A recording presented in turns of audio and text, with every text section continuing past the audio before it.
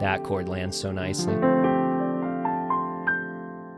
I'm going to take the oh, let me punch the microphone. That'll help out. And you can even make it minor. You can even make it diminished. Ooh, you can always kind of hear a whisper of 6 wanting to join in.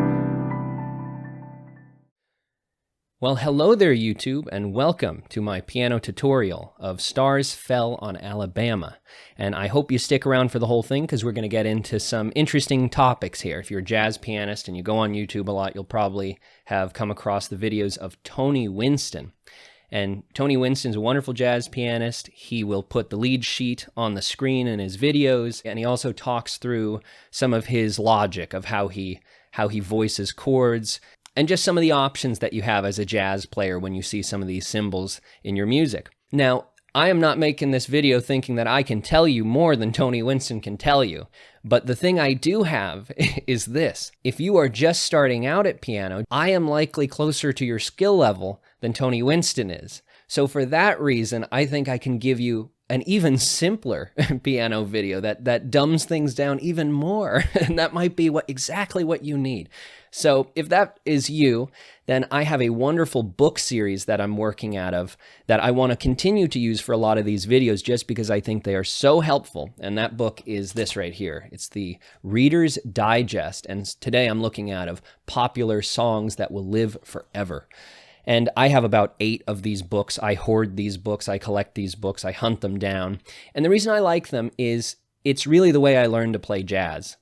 And some of you out there might find that a little strange. You're like, why you're using these noob books? Like, what are you doing? But hear me out. The reason is because they have all the information that you'd have on a lead sheet, right? They have the melody note, they have the chord symbols, all of that kind of stuff. But what they also have is a full piano part, really fleshed out nicely for you, a great arrangement that is simple, but still retains a lot of the complicated harmonies that you're probably going to want to play if you're playing some of these standards. So it's this beautiful balance. And even in the preface of this book, they say, if you want to use this book just as a lead sheet and just use it with the melody notes and the chord symbols above, and kind of do the rest your own way, you are totally free to do that. Nobody's stopping you.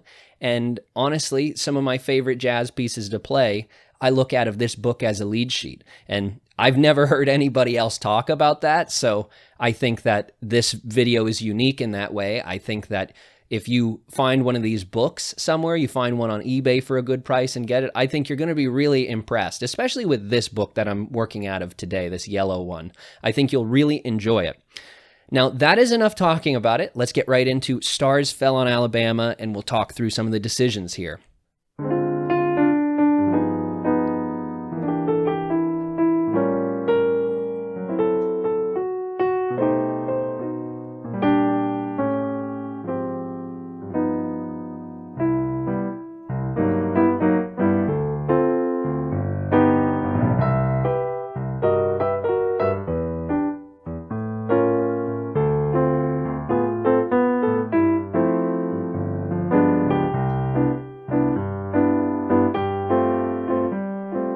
So I messed up a little bit in there, but we're going to keep rolling with it.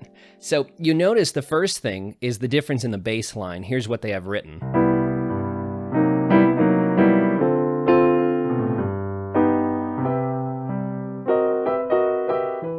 I really enjoy to have the bass bounce around a little bit. It gives it a bit more sense of rhythm. So something like...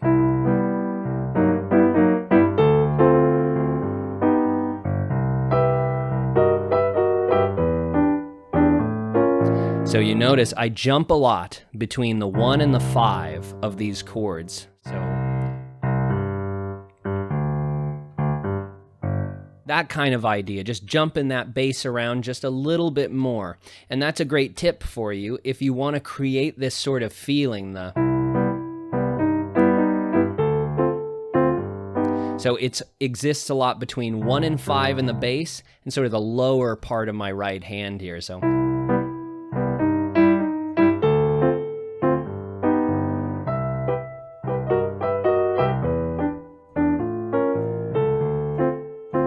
that sort of idea there. So you could play it straightforward if you wanted, if you want a more laid-back rendition, or you could jump the bass around and change up some of those rhythms in the right hand as well. One of the challenging parts about the way they write it here is this part right here.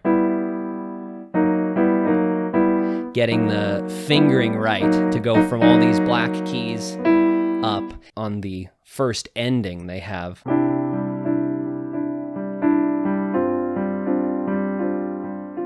I think that's very nice. It reminds me of the night sky and stars and things like that.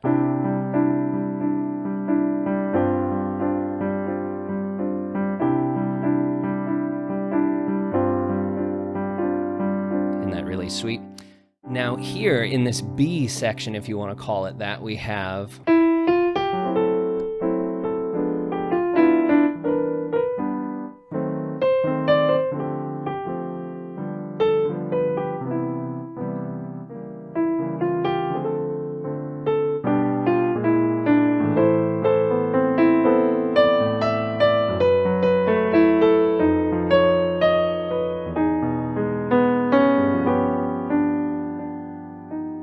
Isn't that a wonderful little turnaround there? Very chromatic. Wonderful stuff. This second part, I never planned in my imagination, are the words here. I love this left hand part. It is so simple. It's quarter notes, but it has so much movement to it, the chromatic movement going on. I was just teaching this yesterday, and I've had this caught in my head nonstop. Listen to this.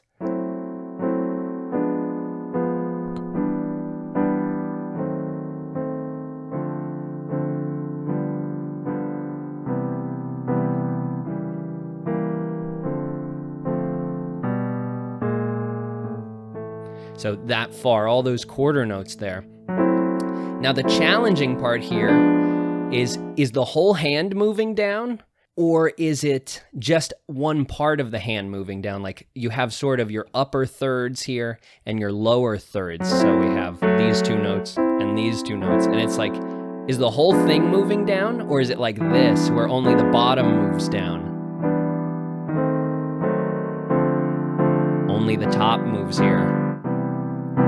Both move. So now they move in. You know, very interesting way that they have that laid out there. And the melody just sits so beautifully on top of that.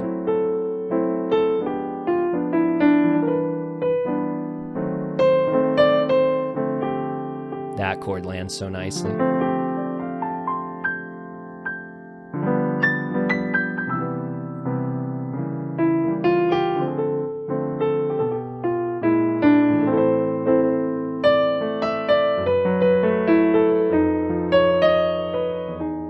So that's all chromatic. You'll hear people say a lot that jazz is a lot of chromatic lines. It has a lot of chromatic movement, a lot of stacked thirds, and that's exactly what this whole middle section is. It's chromatic movement and stacked thirds the entire time.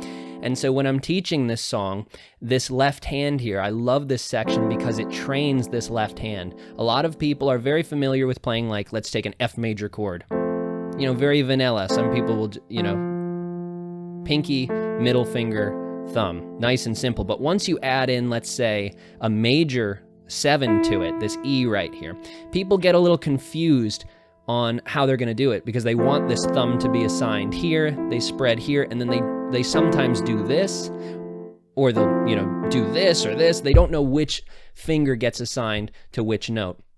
Just for reference, I typically do this. You know, I keep out the ring finger, I guess, in this case. But it really depends on the situation. It depends on where the notes are moving, because you have to have your hand prepared to crawl around these keys a little bit. And so you have to take the fingering that's going to help you out. So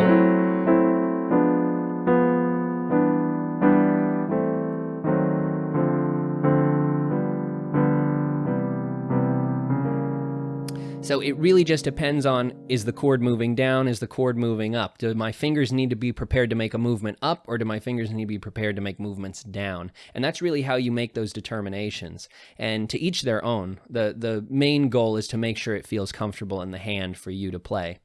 What an interesting chord progression, right? And then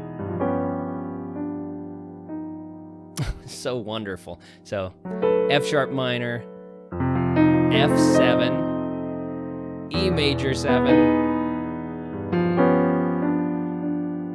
and I love that crawling up. And what that is, it's taking the fifth of a G7. So the fifth, what's the fifth of G? Quick test. Did you say D? Because you'd be right. So there's the fifth. But what if I moved him down a half step? There he's wanting to creep up. So it's a really wonderful way to lead back into the one chord if you have the fifth sort of crawling up to the note where it rests once you get to the home bass chord here, which is C major. So we're going to that E. So you see that there. So that's how he leads you there. That's a wonderful example of what's jazz? A bunch of chromatic lines. Well,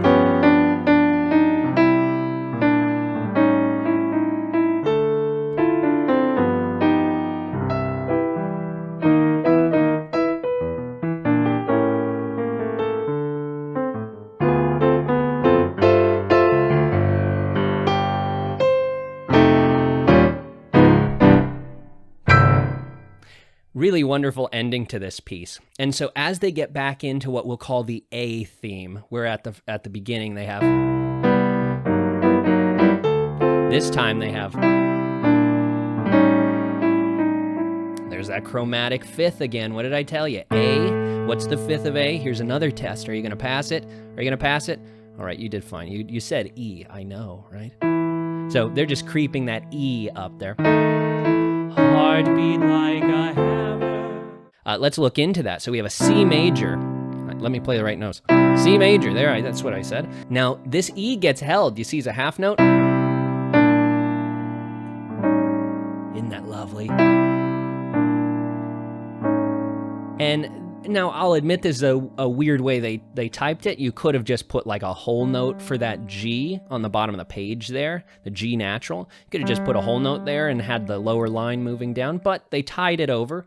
Don't let that confuse you too much. It's just that G being held down while the bass line moves down underneath it.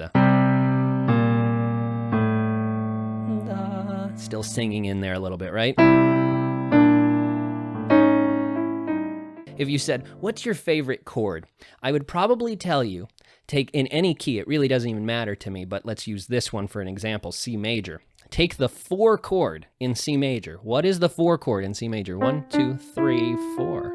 He'd be an F. You said F. I knew you knew it. See, I believe in you. You just need to believe in yourself. So I would probably say take the 4 chord, make it a major 7 chord as well. So F, A, C, spells face.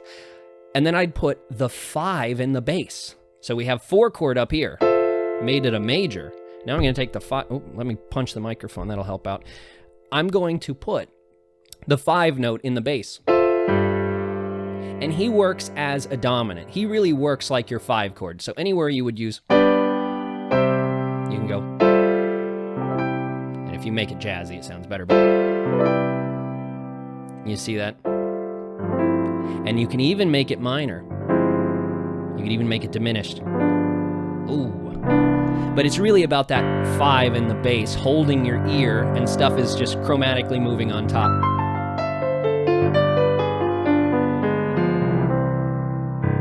So that's a really wonderful way to set up the big ending to your piece. If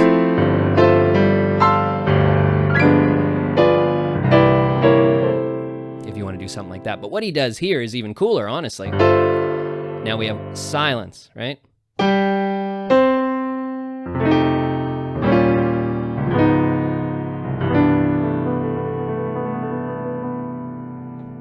I missed my note down here. There we go. So you see, I'm not the best piano player in the world, and I'm not making this video to show off and show you how much better I am than these. No, my whole point is I love playing this instrument, and I want other people to have fun playing it. I want it to be a hobby, just like somebody might sit down and, do a little puzzle with their family. Like, I would like for you to sit down at the piano, buy a piano, get around the piano again. You know what I'm saying? It used to be the home entertainment system. So I really want to see it return to that status because it's brought so much joy to my life. So that's my little inspirational speech that I was going to put in the middle of this video, so I hope you enjoyed it. But I just want to look at these last few chords, and then I will be quiet. Last words here, it says last night, and then the chords underneath it. So we already established what key are we in? C major. So we're doing a 5-1 in C major, so that's our G, C. And once we land on that C, we have these wonderful chords that rest underneath it. So let's look at him. He's our dominant chord. He's a dominant 7 chord, which is about him. So he's our F major. So F, A, C, and on top we have E flat, G natural. What a wonderful chord. And now what he's doing here is he's taking each one of these chords and he's moving it down a whole step. Now, if you understand what I'm saying here, it's all just about mapping all of that down, because this chord, it's a dominant F. This is an E flat dominant 7 chord. Here's a D flat. So he's just moving it down a full step, right? F, E flat, D, and then chromatic. There it is. So, and at the end here, I always love to throw in a little 6. I don't know why. And that's a very good jazzy ending with almost any piece. You could do that. And if you have 7 there, 6 is sort of, you can always kind of hear a whisper of 6 wanting to join in.